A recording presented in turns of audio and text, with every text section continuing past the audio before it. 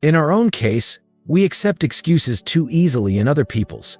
We do not accept them easily enough, C.S. Lewis wrote, capturing the paradox within our hearts, the longing for mercy yet struggling to show it. But let's look deeper. How often do we find ourselves restless, longing for something beyond our grasp?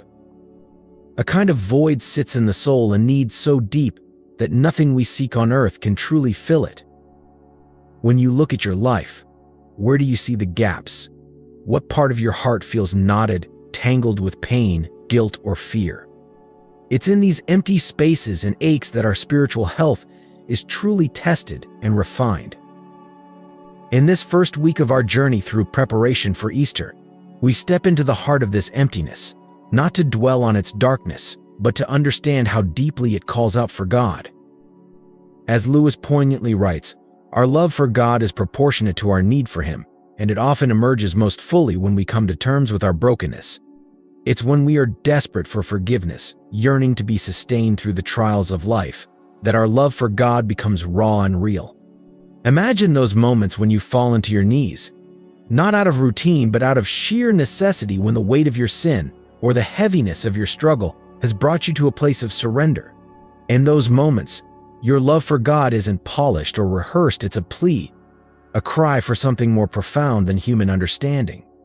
It's a love of need, a love that comes from realizing that without Him, we are incomplete, preparatory, and lost. This realization is not a sign of weakness but of profound spiritual awakening. It's the moment of knowing that our souls are, by their very nature, crying out for something to untie the knots that bind us, knots of fear, shame, and uncertainty, and to weave together the disconnected threads of our lives.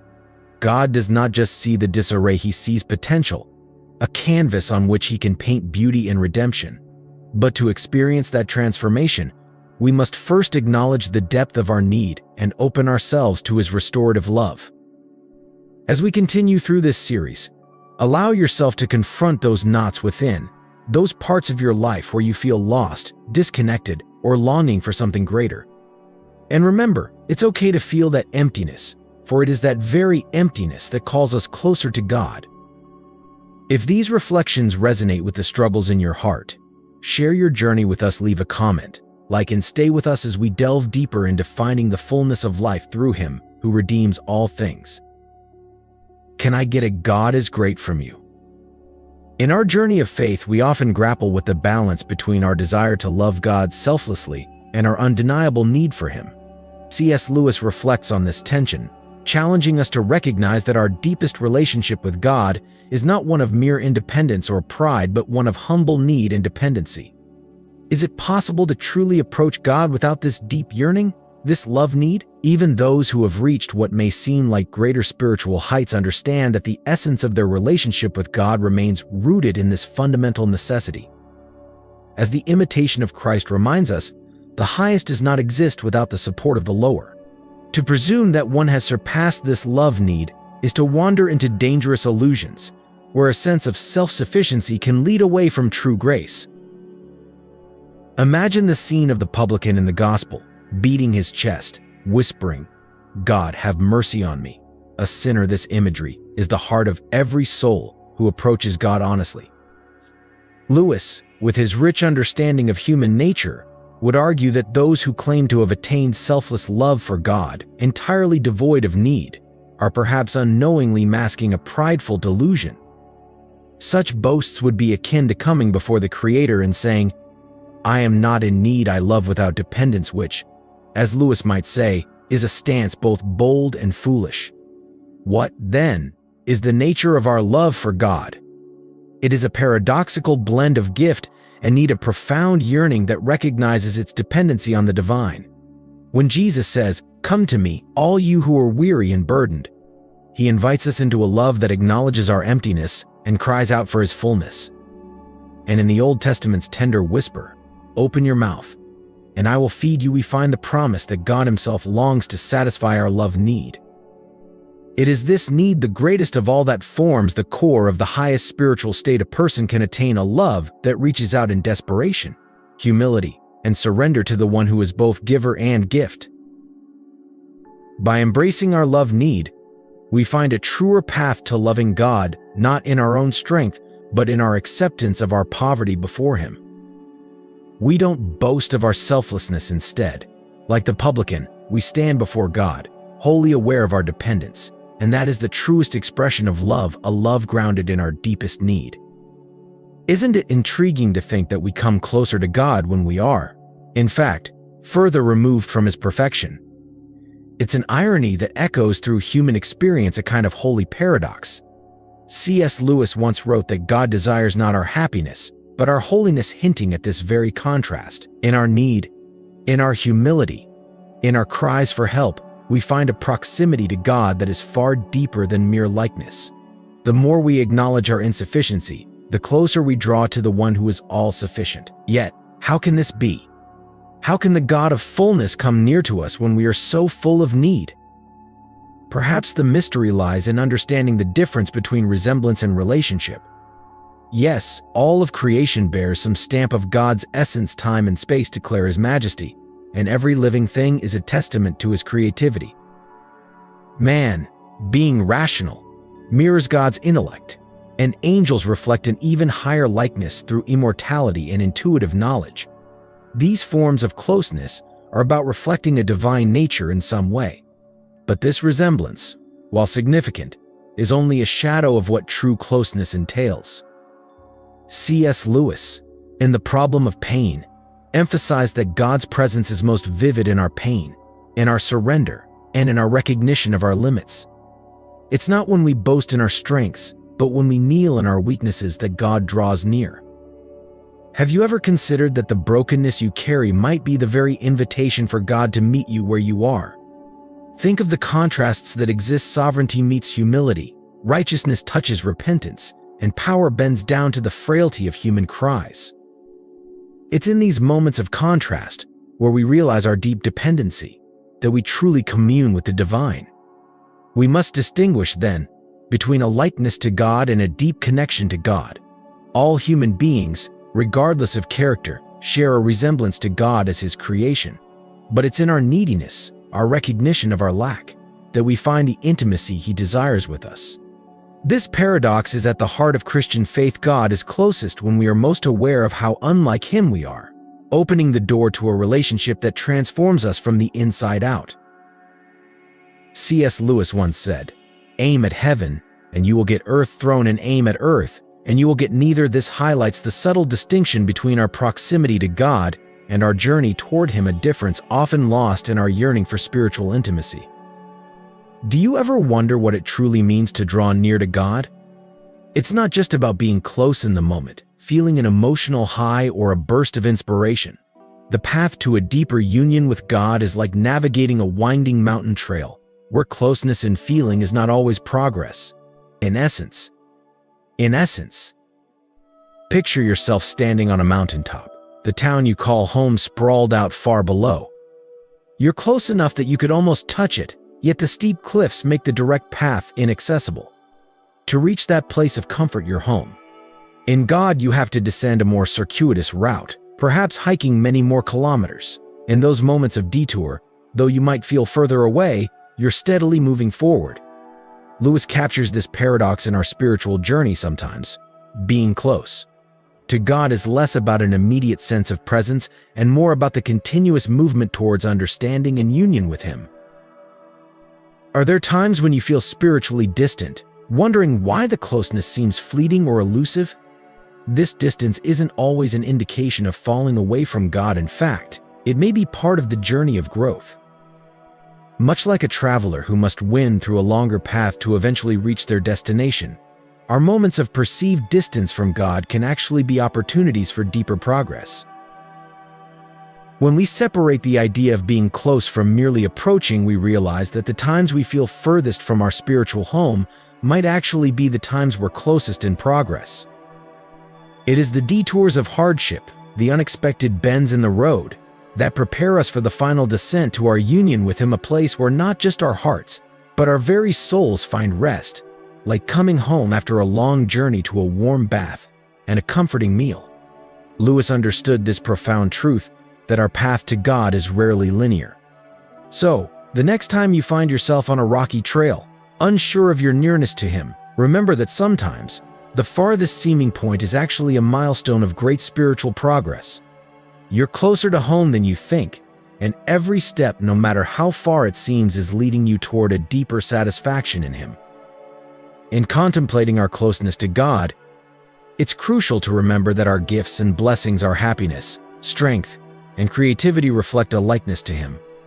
Yet, is it enough to simply possess these gifts, to reflect God's attributes without truly drawing nearer to Him?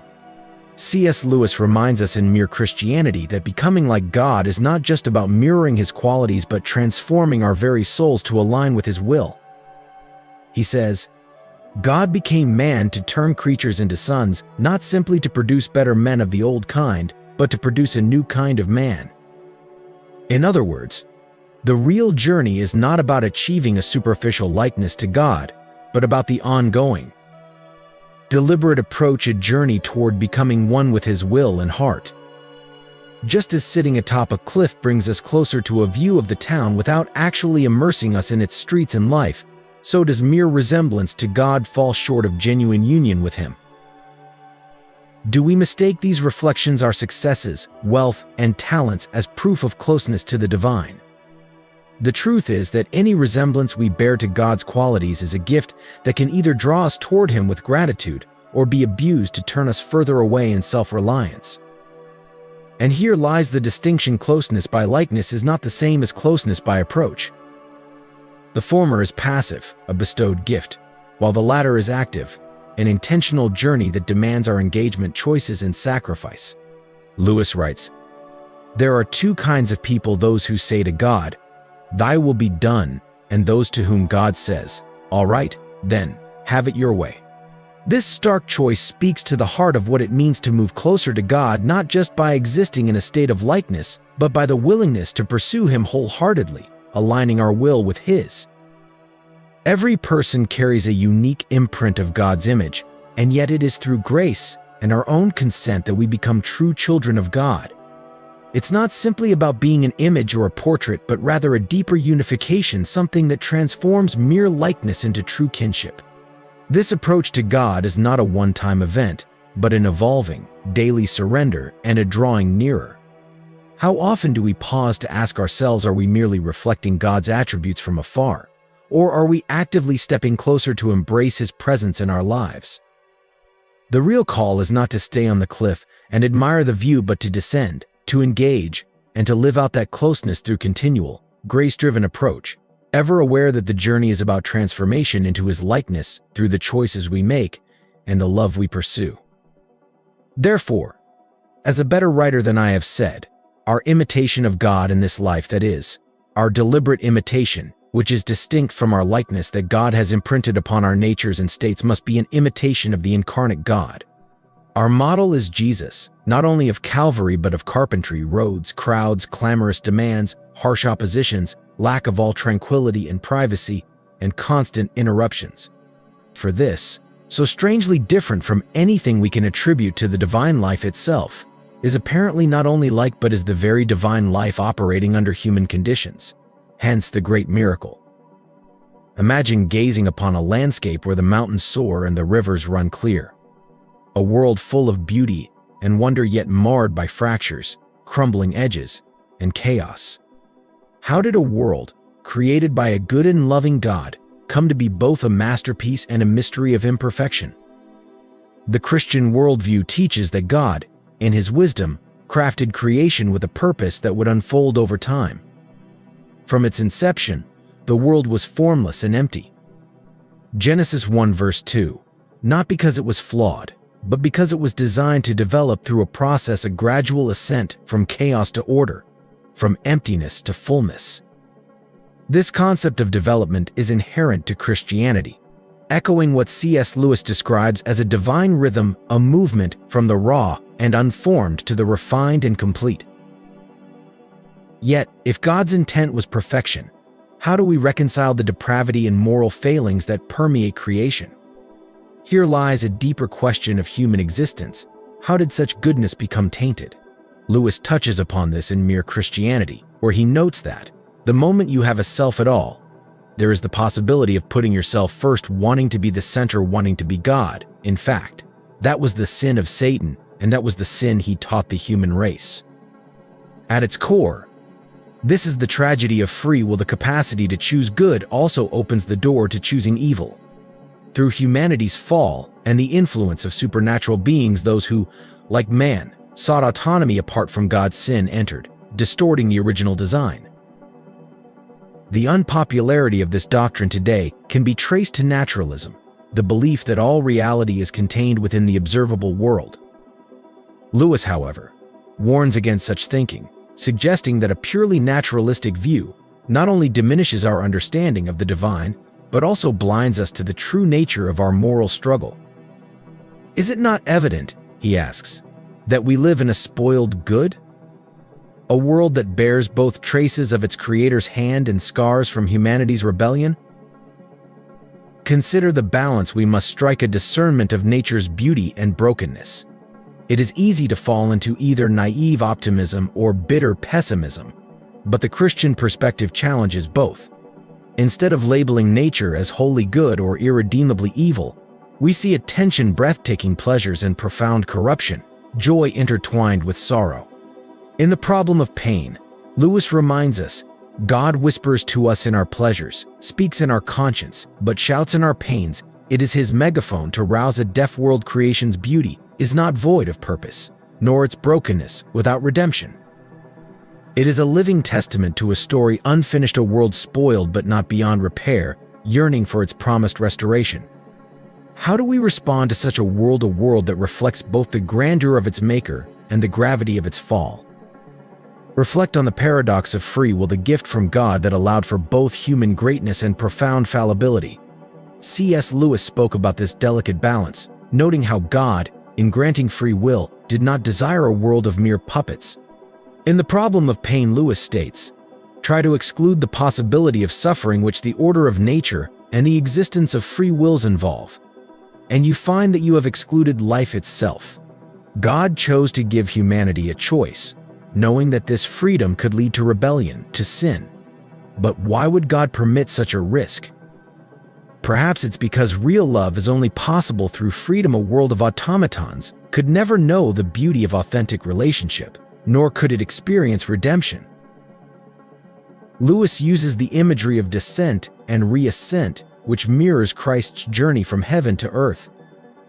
There is a deliberate downward movement, a willingness to enter into a broken world, to taste death, in order to rise and bring forth something even greater, a joy and splendor more profound than what existed before the fall.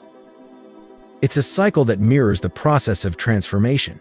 What is lost through free will is not lost forever, but rather positioned for a resurrection into something richer and deeper. In what areas of our lives have we seen this descent, only to experience a deeper ascent afterward? Can our own sufferings and mistakes, like the fall of man, be a path to greater glory? This thought opens another profound question. If humanity's redemption signals the beginning of the entire cosmos's renewal, does that make humanity the central figure in all creation? Lewis wouldn't shy away from affirming the significance of humankind. As the only known rational beings in the universe, our significance isn't diminished by our seemingly small size on Earth. Think of it like Jack, the title character in a play, the smallest in stature, but nonetheless the hero of the story. The vast expanse of space and the minute scale of man are not contradictions but reminders that size does not equate to importance. Are we not called, then, to embrace our role in this cosmic drama, recognizing that our redemption echoes throughout the entirety of creation? By exploring these themes of free will, descent, and cosmic significance, we begin to see that our choices, our struggles, and our redemption are not small threads but part of a grander tapestry woven by the hand of God Himself. And in this divine story, every descent carries the promise of a reascent, every question the possibility of a deeper answer. So let us ask ourselves, are we living in a way that honors the gift of our freedom, embracing the potential for both fall and redemption? And if we are the heroes of this vast cosmic play, what role will we take in the unfolding story of renewal? Reflecting on the cost surrendering to full restoration. Think back to a time when you sought quick relief from pain, something to numb the discomfort without addressing the deeper issue. Much like a child with a toothache, we often yearn for immediate comfort, a short-lived remedy to hold off the deeper healing we fear.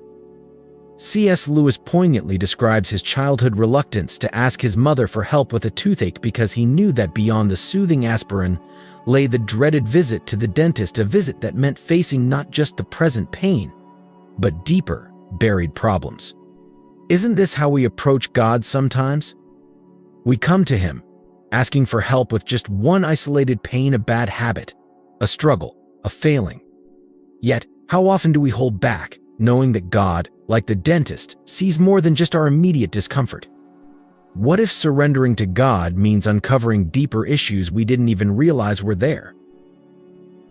Lewis's analogy of the dentist serves as a mirror to the way God works in our lives. We may approach Him wanting only to ease the immediate struggle, a temper we cannot control, or a fear that grips us. But the moment we invite Him in, He does not stop at the aspirin. He digs deep, treating the soul as a dentist would treat the teeth, not content to leave hidden issues unresolved. Our Lord is not satisfied with surface changes or quick fixes. He desires complete healing, the kind that transforms, renews, and perfects. Why do we resist this? Is it because we fear the pain of deeper change, or perhaps the unknown road of spiritual refinement that follows? Lewis touches upon this fear when he shares that God does not deal in half measures. If you give Him an inch, He will take the mile. It's a truth that resonates deeply. Many of us long for God to remove a thorn from our flesh, only to find that He is ready to reshape our very souls. We might ask God to heal our anger, but He will work on our pride. We may wish for relief from a weakness, but He seeks to build in us a character that will endure forever. And this full treatment is not easy. It is demanding, refining, and at times, deeply uncomfortable. Lewis speaks to this when he warns us to count the cost of becoming a Christian. Have you considered what it truly means to invite God into every corner of your life? Have you weighed the cost of surrendering all that you are, knowing that He will not rest until you are wholly renewed? This journey to perfection is one that requires a relentless surrender, a willingness to let God dig deep, to expose every flaw, and to bring every broken piece to light. Don't fool yourself, Lewis says, reflecting the voice of Christ. If you let me, I will make you perfect. It's a promise and a warning. God is committed to making us whole, to shaping us into a reflection of His Son, and He will stop at nothing to complete this work in us. The path may lead through suffering, through the letting go of things that have defined us, through trials that purify the heart. Yet the reward is a life where the Father can look upon us and say, "Well done," as He did to His beloved Son. Are you ready for the full treatment? Are you willing to trust the hands that formed the stars to also transform the deepest parts of your being? Remember, the process may not always be comfortable, but in His hands, it will always lead to wholeness. God will never settle for less than perfect restoration, and if you allow Him to take the inch, He will indeed take you the full mile to a place of peace, purity, and the fulfillment of His divine purpose for your life. Imagine a craftsman at work, a potter shaping clay, tirelessly molding it until it becomes a masterpiece. The clay may resist, crack, or falter, yet the potter remains relentless in his pursuit of perfection. This is much like our relationship with God, the ultimate artist who envisions perfection in each of us. C.S. Lewis poignantly reflects on this journey, reminding us that God is both easily pleased with our first fragile attempts and insatiable in His desire for our growth. How often do we stumble and feel the weight of our shortcomings, believing our frail efforts to be insignificant? And yet, as Lewis notes, even the smallest step toward goodness brings a smile to God's face, much like a father's pride in his child's first, unsteady steps. But what if the road to perfection feels overwhelming? What if our failures and imperfections seem to tower over our efforts to be good? Lewis assures us that God's demand for perfection is not intended to crush our spirits but to elevate them. Every stumble, every fall, is met with God's tender hand lifting us again, not in disappointment, but in hope. This mirrors the words of George MacDonald, whom Lewis admired. It is easy to please God, but hard to satisfy Him. God is like a father encouraging his child, not content until the child walks confidently, but overjoyed at every small step toward that goal. Yet, are we not often tempted to settle for good enough? To ask for grace just to overcome our obvious sins, and then, once we achieve some semblance of decency, desire God to leave us be. This complacency hides behind false humility, a subtle pride that says, I never aspired to be a saint, just an ordinary person doing my best, but here lies the crux of the matter. God is not content with our definition of ordinary. His design for us transcends our limited view of what it means to be good. He is the painter, and we are the canvas. He is the inventor, and we are the creation. How can we, as the clay, know the vision of the potter? How can we resist the very hand that seeks to bring beauty and wholeness to our lives? To be sure, God's relentless pursuit of our perfection can feel daunting, even exhausting. But let us remember Lewis's wisdom. The aim of our journey is not simply to be decent, but to become reflections of God's divine love and purpose. It is not about our intentions, but His design. And while we may resist, crack, and stumble along the way, no force except our own unwillingness can hinder God from completing the work He began in us. The path to holiness is not a call to despair over our failings, but to rejoice in God's unending commitment to our growth, knowing that every step toward Him, no matter how small, is a step toward the fulfillment of His perfect vision for our lives. You see, He has already made us beings very different from what we were long ago before we were born. When we were in the wombs of our mothers, we passed through various stages. Once, we were more like vegetables, and then like fish. It was only at a later stage that we became human babies. And if we were conscious in those earlier stages, I dare say we should have been quite content to remain vegetables or fish. We should not have wanted to become babies. But God knows His plan for us all along, and He is determined to carry it out. Something like that is happening now, at a higher level. We may be content to remain ordinary people, but He is determined to carry out a very different plan. Shrinking back from that plan is not humility but laziness and cowardice, and submitting to it is not presumption or megalomania but simple obedience.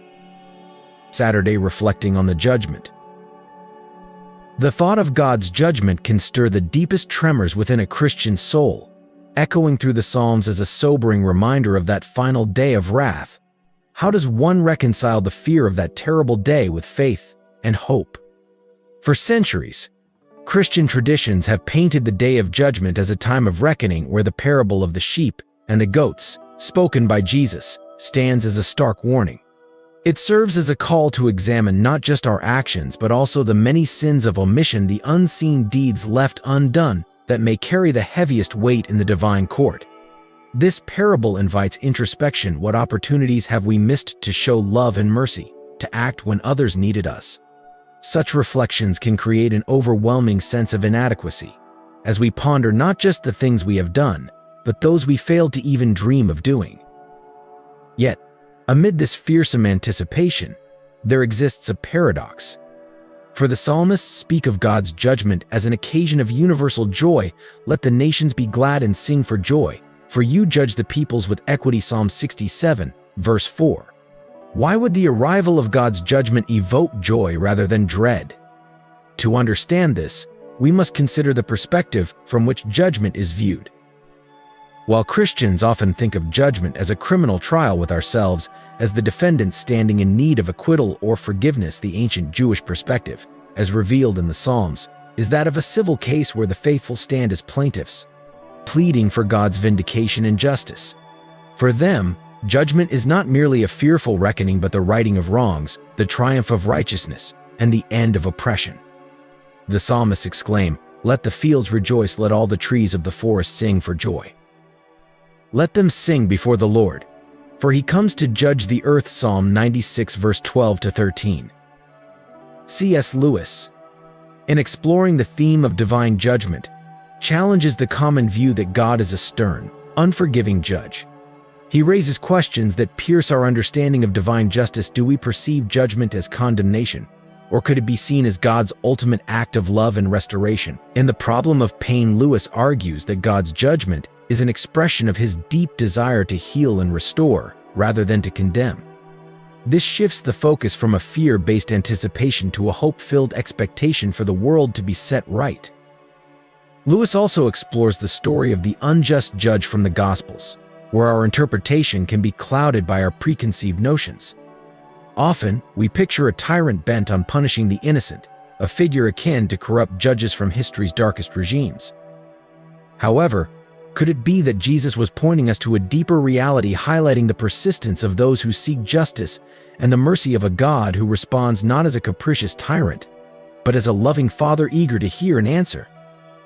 Such questions lead us to see judgment not as a mere criminal trial, but as an act of divine love, a moment when God's justice meets mercy, offering hope and renewal for a broken world.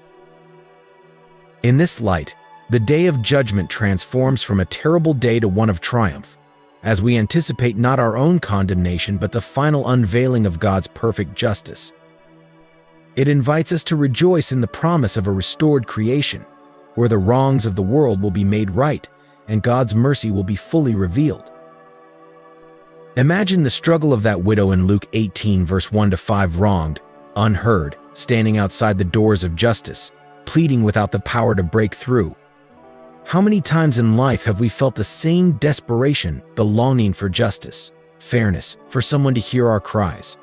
C.S. Lewis captures this inner yearning in The Problem of Pain, noting how our demand for fairness often arises not just from an abstract sense of right and wrong, but from an intimate, personal wound. The widow's story resonates with those times when we too are stripped of what is ours, whether it's a literal possession, a reputation, or the dignity that wealthier powers so often trample. Can you picture her fighting for that little strip of land? A patch of ground so small it could house only a pigsty or henhouse. Today, this might be the fight against bureaucrats or institutions that overshadow the powerless. And we wonder, is there a place for true justice in a world where those who cry for it seem to be drowned out? Across history, the marginalized have faced the agonizing silence of ignored pleas, the doors of the courts shut until greased with bribes. But what if, as Lewis suggests, our deepest longing is for a champion, one who hears our cries and sees the injustice we face? The psalmists understood this and cried out not just for justice but for a judge who embodies mercy and righteousness. Psalm 9 speaks to the truth that God hears the cries of the oppressed, serving as both judge and defender. But could this longing for a righteous judge also reflect our need for a redeemer, a divine advocate, who does not simply pronounce judgment but steps in to rescue? Lewis paints a profound picture of God as a rescuer, much like the judges in ancient Israel, who were not merely arbitrators but champions, warriors who broke the chains of oppression. Is it possible, then, that the divine justice we seek is not found in the cold halls of human courts, but in the warm embrace of a redeemer who defends the widow, the orphan, the voiceless? Psalm 68:5 beautifully portrays God as a father to the fatherless, a defender of widows. The judge whom the psalmists cry out for is not just a judge of civil disputes, but one who makes right the deep moral injustices of the world, rescuing those who have never been heard. When we pray for mercy, are we not also crying for a justice that restores, redeems, and sets free? Lewis hints at this profound truth in his works, urging believers to see God not just as a judge but as a warrior king, like the knights of old who rode to rescue the distressed from giants and tyrants, a mirror of God's deliverance. And in our modern world, what is the role of those who seek justice? The modern lawyer who works without payment for the poor embodies this same spirit, a small reflection of the divine justice that restores, defends, and ultimately redeems all who are oppressed. Are we willing to see God not just as a ruler but as our champion, our mighty deliverer? C.S. Lewis once reflected deeply on the weight of human conduct and the divine standard against which all actions are measured. He spoke of how Christianity and Judaism both offer crucial insights into the nature of God's judgment, emphasizing that while the Christian focus is on grace, the Jewish perspective highlights a piercing standard of justice. But how often do we consider that both are necessary for a fuller understanding of our spiritual condition? Are we too quick to rest in the comfort of mercy without grappling with the challenging truth of justice? The Christian message speaks of God's mercy, which is like a warm embrace, a place where we can find solace, knowing that Christ's work covers our shortcomings.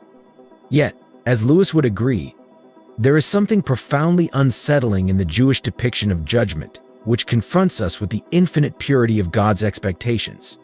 And here lies the tension: none of us meet that divine standard. We all fall short, flawed by nature, fumbling in our attempts to do right, and knowing full well that our only hope lies in God's mercy and grace. But does recognizing our shortcomings simply become a way to ease our conscience, allowing us to overlook the human claims and the earthly injustices we've caused? Lewis poignantly reminds us that it's not just the divine standard against which we are judged, but also the reasonable human standard we often wish to hold others to.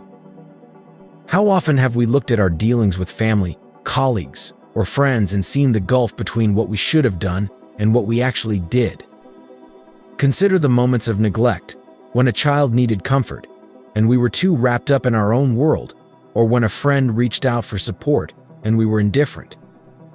These failings are not just forgotten mistakes, they are wounds we inflict upon others, wounds that, even if forgiven, remain remembered by those who bear them. And in the quietness of God's judgment, these wounds are not erased. In The Problem of Pain, Lewis speaks of God's voice resounding in our conscience, a voice that grows louder when we cause pain. Can we stand before God or even our fellow humans and declare we have always been just and honest, never harboring hidden motives or disguised envy? Lewis describes this all too human experience of quarreling, when we mask our deeper hurts and real motives with pretenses of righteous anger or false sensitivity. When we win an argument by deceit or coercion, we triumph not with honesty, but with manipulation, often at the cost of a relationship. How many times have we fought, not for the sake of truth, but to nurse our wounded pride? Lewis warns that this sensitivity, which seems like a delicate virtue, is one of the most corrosive forces in relationships, capable of breeding a silent and enduring tyranny. The real challenge, Lewis suggests, is not just in how we judge others, but in how we confront the darkness within ourselves. It is a call to be ruthless, not with others, but with our own hypocrisy and deceit. As we reflect on the way we live, do we recognize that while mercy abounds, justice demands honesty? It is not enough to accept grace without first facing our need for it, a need rooted in both divine expectation and human accountability. In the end, our path to true spiritual freedom lies in that ruthless self-examination, where we surrender not only our sins to God, but also our pretenses, admitting to the raw truth of our humanity. Only then can we fully understand the profound unity between mercy and justice, as both are necessary for the redemption of the soul.